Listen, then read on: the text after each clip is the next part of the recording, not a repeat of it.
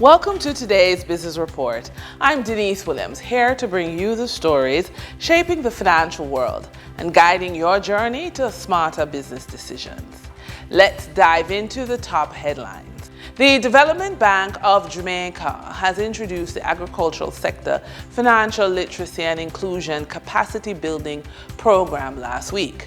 The $29 million investment is in partnership with the Ministry of Agriculture, Jamaica Agricultural Society, and the Rural Agricultural Development Authority, targeting 450 individuals across the island. The Jamaica Stock Exchange DataSphere, which is a flexible, easy-to-use, and reliable source of current and historical financial data, has gone active. Users will be able to customize reports through a secure portal. This information will help users make more strategic, informed decisions in stock picks and generally aid in making better investment decisions. Effective April, AJC DataSphere will be transitioning from a free subscription service to a paid subscription service. Customers will have the choice of various product packages at competitive prices to suit their preferences.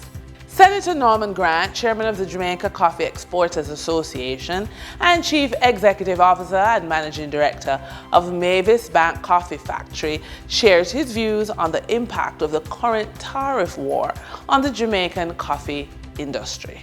Senator, what's going on with tariffs and how much more is this cup of coffee going to cost me? Yeah. Well, I'd like to broaden my response as president of the Jamaica Coffee Exporters Association. All right. Because this is a matter that we're going to be engaging the minister and JACRA about.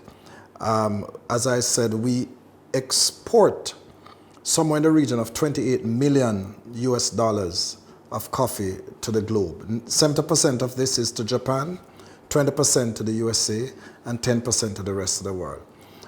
The 20% represents about 6 million US dollars. The tariff of 10% on coffee going into the USA, which is a major developed market, will mean that it will be more expensive to the consumers on that side. And already our traders and our roasters and our agents are calling us, wanting us to reduce the price of our coffee. If you reduce that price to absorb this 10% tariff, what you will have is a reduction in our selling price to the market and a reduction in the price to our farmers. Yes. And we cannot afford this at this time. How many farmers will that impact? 5,000 farmers, 120,000 farm families. We started the crop with $8,000 a box. We're now paying $11,000 a box. And therefore, we are calling for intervention from the government. For example, a group of the JCA membership, the Jamaica Coffee Exporters Association, we are going off to a coffee specialty show in America, in Texas, to engage the value chain actors, those who export, to see how they can cushion the effect of this 10% tariff. So remember, Denise, Jamaica Blue Mountain coffee is a gourmet, specialty, expensive coffee. Yes. It is also a developed market. So those who say that we must shift to other markets, we can't leave a market where a demand exists to go and look for other markets, because markets will take time to develop and it will be more expensive to develop. And therefore we have to find a solution for this market. One of the things that we may be asking the government to do is to remove or reduce the cess or the tax that we pay on coffee export. Okay. But we have to do as much as we can to make sure that this excellent demand that is in the USA market, that for Jamaica Blue Mountain coffee, that we continue to supply that market. And there are, as you said, 120,000 Jamaican farm families who can be impacted negatively by this tariff. Absolutely. Yes, all right. Absolutely. Thank you very much, Senator Grant. My pleasure. I'm Denise Williams with the Business Report. Enjoy. For the trading period ending April 11, 2025, These were the most actively traded stocks. Toll road operator Trans-Jamaican Highway Limited with 6,368,410 units traded, representing 38.36% of market sales volume. Alternative energy provider Wigton Energy Limited with 1,866,491 units traded, representing 11.24% of market sales volume. Investment house Sagicor Select Funds Limited Financial with 1,771,231 units traded, representing 10.67% of market sales volume. We now shift our focus to the Forex market rates set by the Bank of Jamaica. On April 11, 2025, the Bank of Jamaica reported US $81.78 million purchased and US $73.96 million sold by Forex traders. Forex traders earned $1.25 per dollar, selling the US at $158.53 and buying the US at $157.28.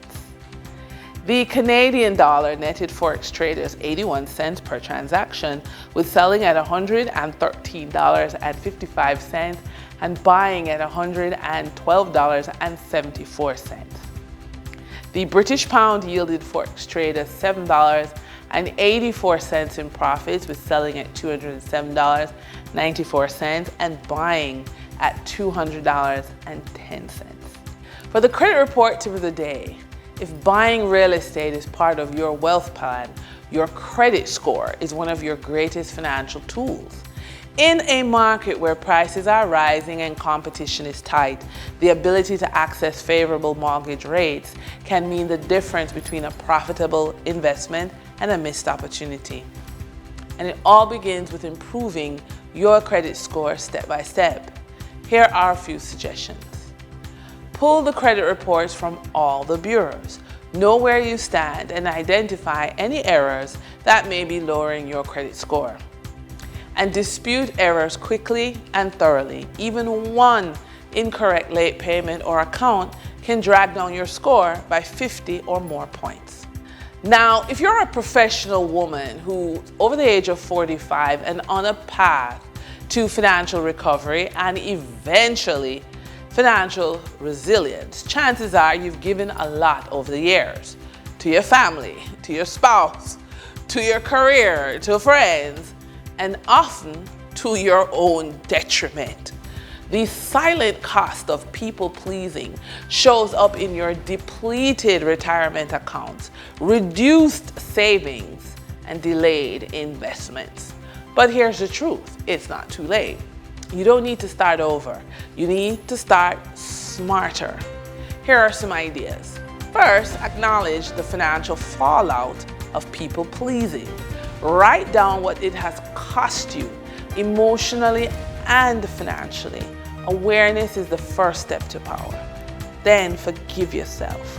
What you did, what you knew with what you had. Now let's focus on what's next. And that wraps up today's business report. I'm Denise Williams, reminding you that every financial decision is a step toward your future. Until next time, stay focused, stay informed, and keep striving for success. See you soon.